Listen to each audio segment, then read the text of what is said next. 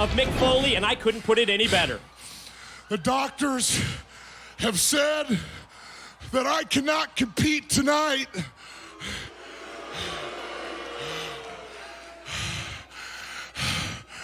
But I need answers.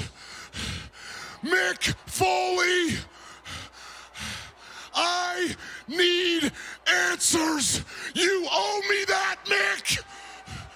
You owe me answers.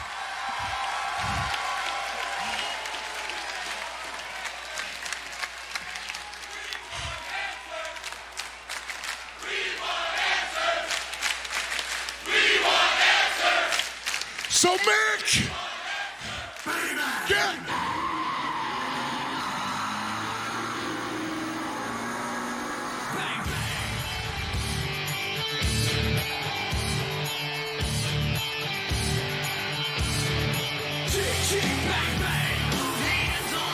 And Abyss is looking for an explanation from the man that he idolized, the hardcore legend.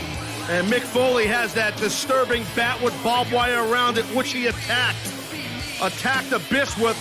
A little curious also why security is towing behind Mick Foley.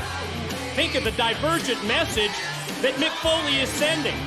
He signed on his shirt, barbed wire baseball bat in his hand.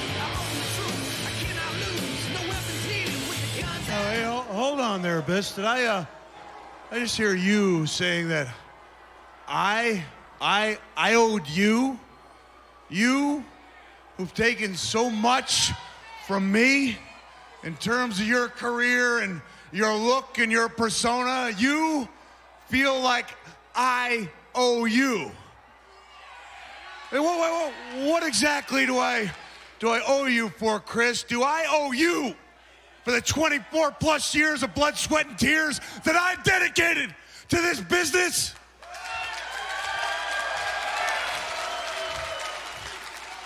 Do I owe you for paving the way for guys like you to make a living?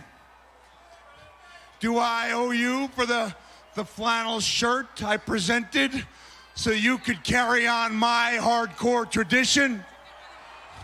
No, I'm sorry, Chris. As far as me owing you, that's just not going to happen.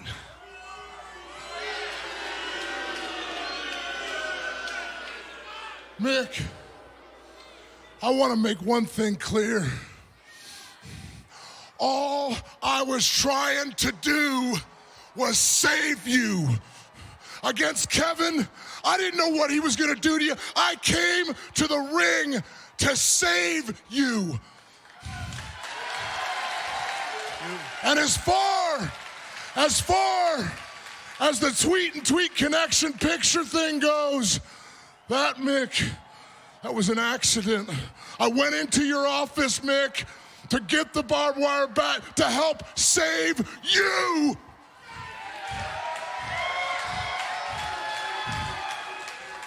And I accidentally knocked the picture off the wall, Mick. That was my fault, Mick. That was my fault. Wait, hold on a second. I mean, you're right, it was an accident. You said it yourself. I think you said the words that you came into my office. Did you have an invitation to enter my private space, Chris? Then, you took my bat, Chris. Did I extend an invitation for you to do that too? Did I say, hey, Chris Parks, come on down and mess up my title shot? Mess up my shot at TNA Legends belt. Did I extend that invitation to you, Chris? And did I say, hey, Chris, while you're at it, while you're in there in my office with my stuff costing me my belt, why don't you take a bat and destroy my most prized possession? Did I give you permission to do that, Chris? You see, when I look back on my career, it occurs to me that I didn't need your help. I didn't need to be saved. No, look at me. Did I need to be saved when I was being hurled 20 feet off a Hell in a Cell? No. Did I need your help when my flesh was hanging to jagged barbed wires in Japan? No. Did I, Chris? Did I need your help when my ear, take a look at it, take a look at it, when it was being ripped off my skull? Hey, Chris, were you helping me? Were you saving me in the ambulance when I said, vergessen Sie nicht bitte mein Ohr in der Plastiktasche zu bringen? Which means, don't forget to bring my ear in the plastic bag. I don't need your help, and I don't need you.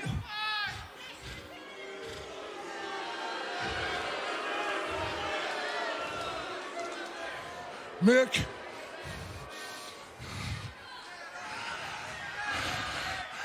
you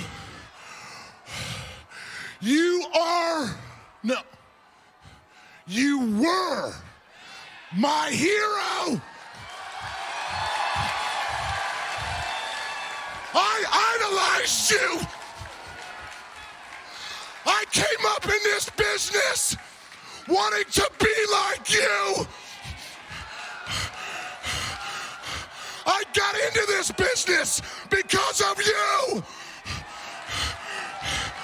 You know, I can remember all the times as a little boy, all the beatings from my father while my mother turned a blind eye. You know what got me through that, Mick? You did! Watching you give your blood, your sweat, your tears, and your body to this business and all these fans. That's why I got in it. And Mick, how do you repay me, Mick? That's how you repay me. Look at that. That's how you repay me.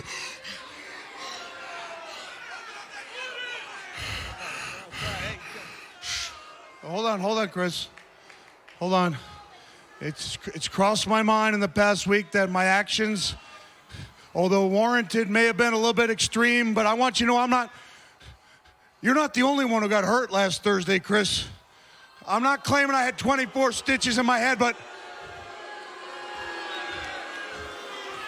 I spent a couple hours in the hospital room having painful shards of video cassette removed from my palm.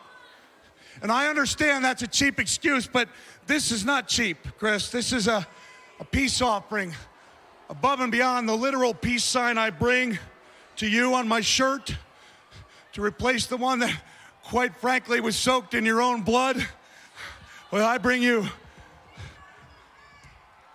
this, Chris.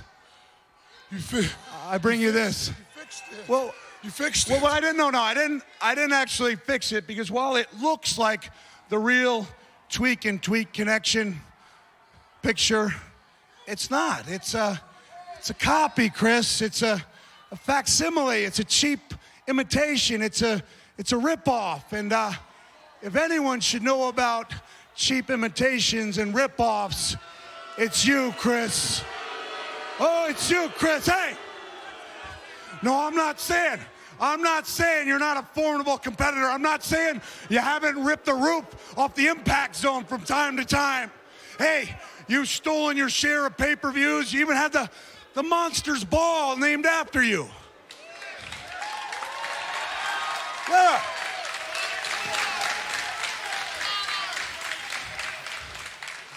But when it comes to comparisons between you and me, you're not even in the same league, Chris. You're like this copy. You're a cheap, low-rate Mick Foley wannabe. A wannabe, Chris. A wannabe. Oh. That was no peace offering.